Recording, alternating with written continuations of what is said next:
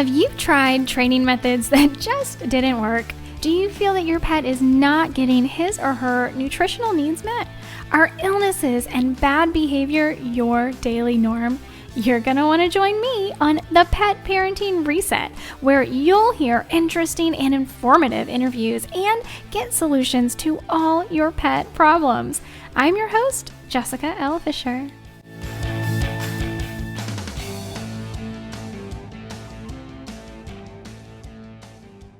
Welcome back to the Pet Parenting Reset podcast. I am so glad you decided to join me again. In this week's podcast, we are actually talking about the 7 miracle steps to train your dog. And this is going to be part 1 of 2 because 7 steps is a lot to take in at one time. So we're going to break this up into 2 parts. So definitely make sure if you are not already subscribe wherever you get your podcast at. Hopefully it has reached everywhere by now. I've submitted it to all the major podcast networks. So whether you listen on Apple Podcast or Google Podcasts or Spotify or wherever it may be, check it out. I hope you subscribe so you don't miss next week's episode, which is going to be part 2 of the 7 miracle steps to train your dog. And so the 7 miracle steps is something that I came up with. I actually originally called it the 7 Canine Commandments, and I wrote a book about them. And the book is called The 7 Miracle Steps to get, 7 miracle steps, right? If you are watching on YouTube or Rumble, I'll insert an image of the book here. So in this week's episode, we're going to talk about the first 4 of 7 miracle steps. And next week we will recap and we'll do the last 3. So let's get right into this. If you are new here, my name is Jessica and I am a pet parent coach and a positive reinforcement dog trainer. So the Pet Parenting Reset is all about different methods for pet parenting success. So I'm so excited you're here with me. Let's get right into the first 4 of these 7 miracle steps. So the very first step is positivity. And this one, a lot of these, they may sound really, really simple, but guys, let me tell you, they are easy, but not simple. Does that make sense? Or simple, but not easy. I think I have that backward. They're simple, but not easy. That's what it is. They're simple, but not easy. So positivity is a must. And when we're dealing with any animal, with our pets in our home or any other animal we may encounter, positivity is so incredibly important. And here's the thing, when we put positivity in place, when we really focus our mindset on being positive and in the moment with our pet, it's going to start like trickling out into other aspects of our life, which is really amazing because the more positive we can be and look, I'm still working on it. I'm doing better, but I am working on it. And the more positive we can be in our lives, the happier we are, the more positive things come our way because that's what we're attracting. When we give off positivity, we get back positivity. That's why it is so important to remain positive. And here's the thing. I always like to tell people we don't want to train in more than 10, maybe 15-minute increments at a time because it gets old, right? It's hard to maintain. Our dogs get frustrated, especially if they may not be getting it, or maybe we're not teaching the way they're learning. That's part of, being a positive reinforcement trainer is teaching the way dogs learn. So no more than 10 to 15 minutes. If your dog, if you have gotten frustrated, your dog has already been frustrated. That's my key. Like that's my rule of thumb. Stop. If you feel like your positivity is going down the drain, stop. Be positive. That's the very first canine commandment or miracle step that we're calling them miracle steps today. I got to remember that. So number 2, the second miracle step in training your dog is patience. Again, this is something we can really do with more of in our everyday lives, right? Not just when we're talking about our dogs, but specifically, that's what we're talking about today. We're talking about training. And you know what? These same principles apply if we're training cats or any animal. Any animal, these same principles apply. So patience. Look, I just said it. If you are frustrated, your dog has already been frustrated. And on a positive note, stop. Come back to it in a few hours or the next day. Don't let yourself get there. Don't go there. Be positive. Be patient.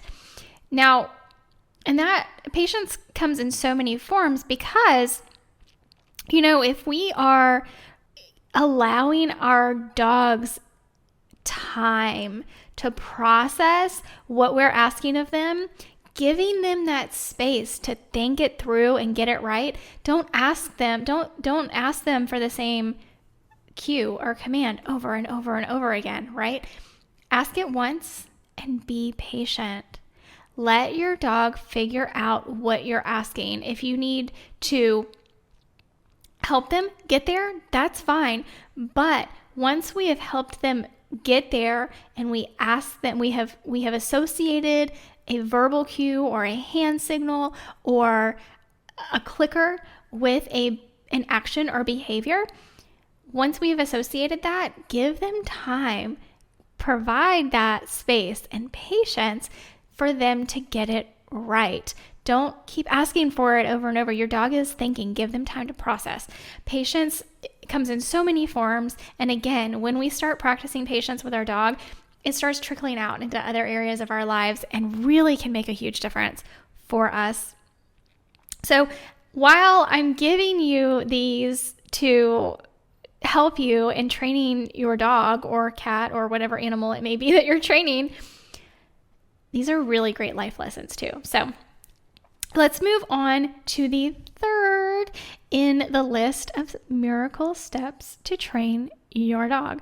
So the third one is really, really key to positive reinforcement, and that is that rewards shape behavior. And here's the thing. I do generally like to start out with food or treat rewards. I think they're great for most dogs, most animals in general. But the thing is that we also need to realize that rewards come in all shapes and sizes, and every animal is going to be a little bit different in what they like and what they prefer. So maybe your dog actually prefers one-on-one interaction with you over treats. I actually have a cat like this. She will all day long choose to be in my lap getting petted over eating food, any sort of food, any food I have ever offered to her. She would rather be in my lap getting petted. So there are animals out there like that. It happens. So figuring out your dog's hierarchy of rewards. Now, when we are using food rewards or treats, they're even just in that category, there's a hierarchy of rewards and things that your dog prefers over others. So that's important to figure out as well. But there are so many things we can do that outside of just giving food rewards that are rewards for our dog. Attention, petting, playing, different types of toys that your dog may like. And your dog has a hierarchy of where they rank their toys as well. So many different things. Maybe you have trained your dog for agility or dock diving, and just the action of getting to participate in that sport is a reward for them. So there are so many different things that can be rewards. It's not always about food, but understand that is what rewards shape behaviors. And here's the thing. We're animals too. Humans are animals, and the same holds true with us. We learn through rewards, whatever that reward may be. And, the way we're taught currently in school is through, a grading system, and the reward is a better grade, right? But at work, it's through promotions and raises and bonuses. We work in the exact same way. So think of that next time. Really think of it. the next time you are working with your dog, and understand that rewards, there's a value system for rewards, and there are many different types of rewards, and figure out what your dog or cat or whatever animal you're working with loves most, and other things they like. I mean, there's so many things they like. We need to figure out their hierarchy of rewards. So that is the third in the list of miracle steps that I think are key, foundational in training with your dog. So the fourth one, and this is the last one we're going to talk about today, but we are going to pick this up again next week and finish out the full 7. So the fourth one is about being the protector, and I'm going to try not to get too long-winded with this, but if you have been through any of my online courses, if you have been watching me on YouTube over the years, you know that, you may know, because I've talked about this quite a few times, pack theory has been debunked. It's the truth.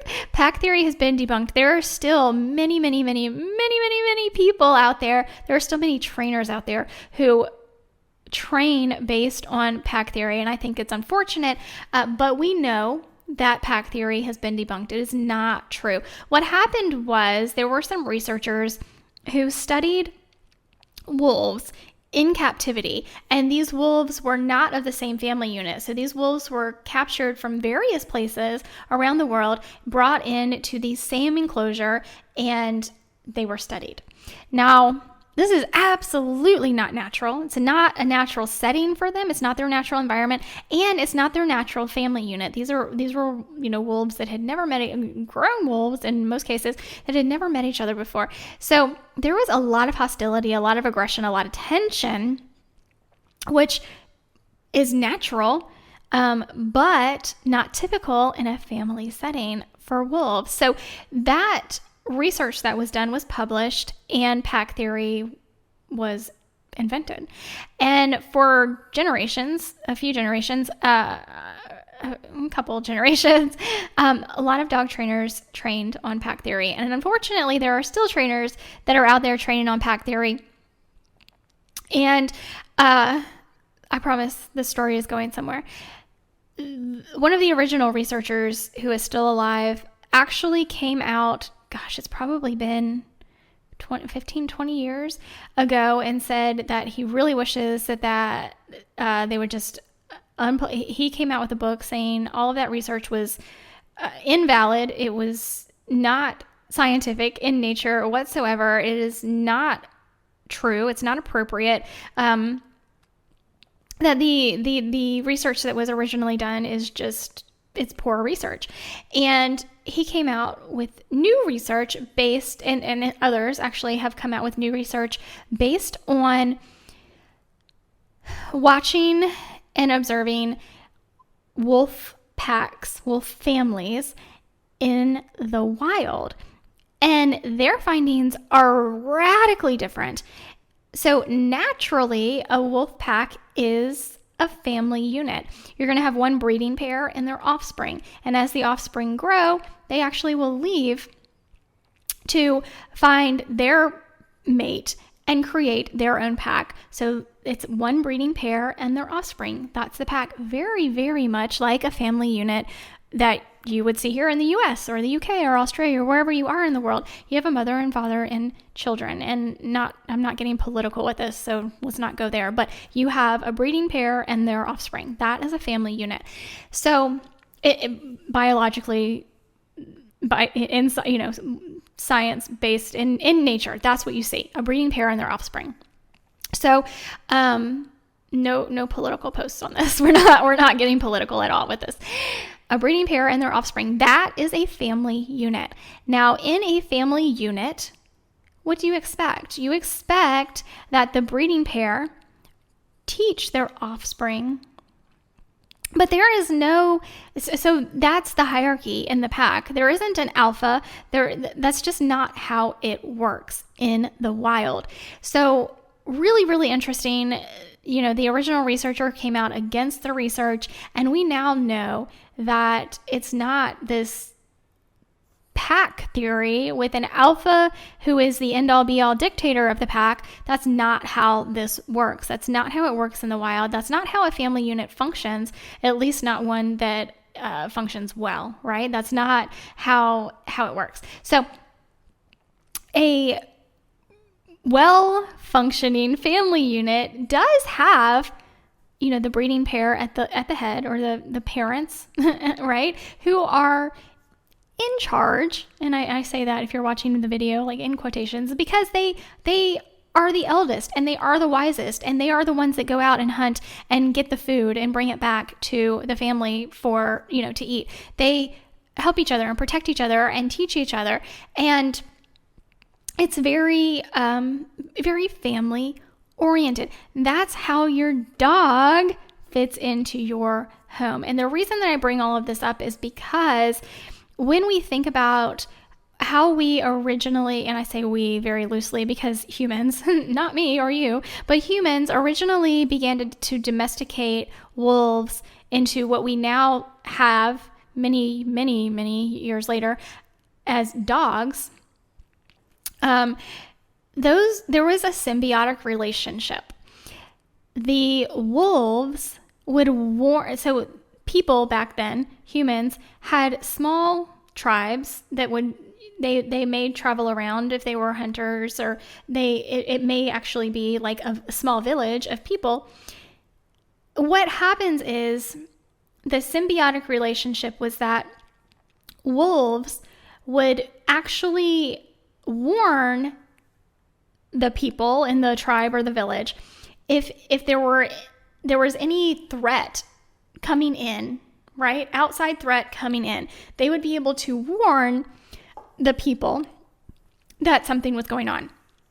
And something not good is coming. And they do that through, howls and things like that. Letting the people know what's going on, what's approaching. Now, as part of that, the wolves kind of would live on the outskirts, and any remnants, any leftover food, anything that wasn't human edible, right, would get tossed out, and the wolves would feed off of it. So it was a very symbiotic relationship. Now, when we think about dogs in our homes, you may have a dog that barks their head off. And I get this all the time, like literally all the time. And I see it on social media all the time. Your dog is barking their head off, right? And here's the thing. I don't hate that. Like, yes, I need it to stop at a certain point, but it's my dog's job to warn me that there's a potential threat coming in or getting close to our home.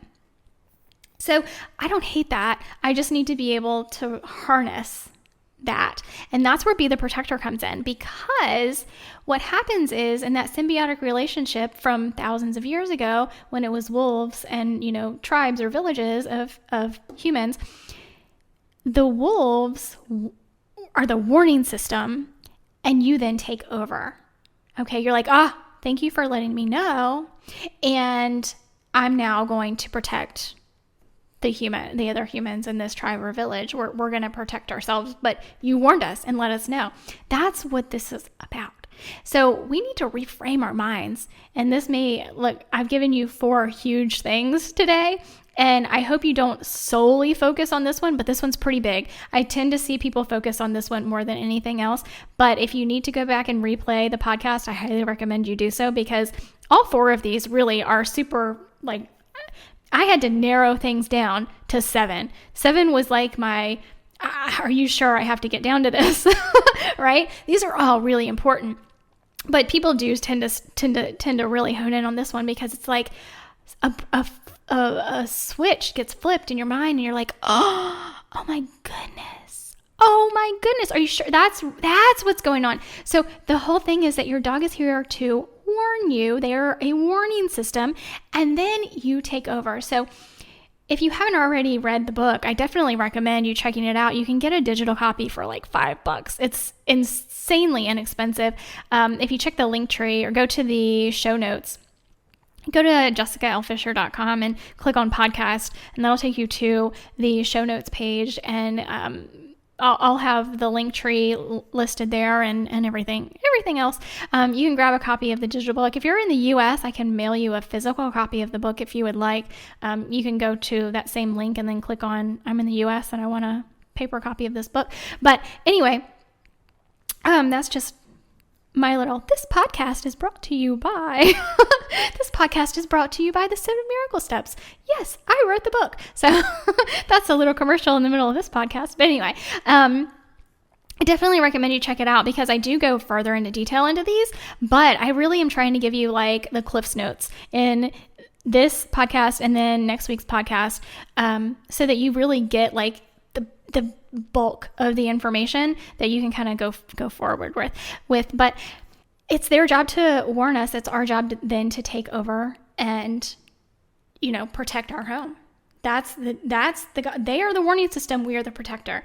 That's really what this miracle step is about. And that is a huge shift, right? That's a huge shift in our reality. So I'm going to go ahead. Like I said, some of these I can breeze through. Some of these we really need a deeper dive in, and being the protector is one of those that we really needed a deeper dive in. So I'm going to end on that one because I don't want to overwhelm you today. I think hopefully you just got a big what's that mind blow emoji on that one. If not, kudos to you. Thank you. You may have been following me for a while and have heard that one before. So I appreciate you for being here, all of you for being here and for listening. Thank you for taking the time to listen to the Pet Parenting Reset podcast, and definitely check out the show notes, jessicalfisher.com. Fisher does not have a C in it, by the way, and click on podcast. You can hear the podcast there. You can get links to anything I talk about there.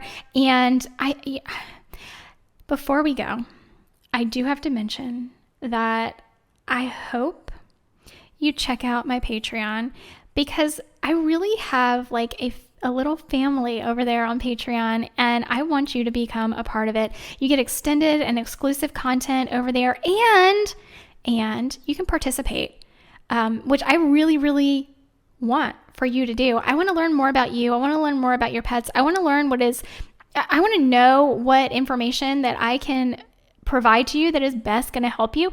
And by joining me over on Patreon, we can actually have like combos and figure all of this stuff out. I can help you personally there, or you can give me some, hey, I really want to hear about this, and I can do a podcast on it, which would be awesome. So I hope to see you over on Patreon. The Patreon link is, if you just go to Patreon, you can search Jessica Fisher, or again, you can go to the show notes at jessicalfisher.com and you can click on Patreon actually, which is right next to podcast, and join me over there as well. I really hope you enjoy the content on this podcast. So I do hope you give it a 5-star review on whichever network you listen to your podcast on, Apple, Google, Stitcher, Spotify, wherever you are listening to your podcast. I hope you enjoy it and give it a 5-star review. And here's the thing. I want to help as many people and their pets as I possibly can. And the best way that you can help me do that is by giving me a 5-star review, because when you do that, then that podcast network can recommend it to other people like you who have pets. And then when it gets recommended to them, because you gave it a 5-star review, then they can listen and they can give it a 5-star review, hopefully, and then it can be recommended to others. That's really how the message gets out there. And yeah, so you can help me help pets and their parents. Yes, that's what I wanted to say, by giving this podcast a 5-star review and subscribing to the podcast. I would love to have you subscribe to the podcast wherever you get your podcasts from, whichever network that may be.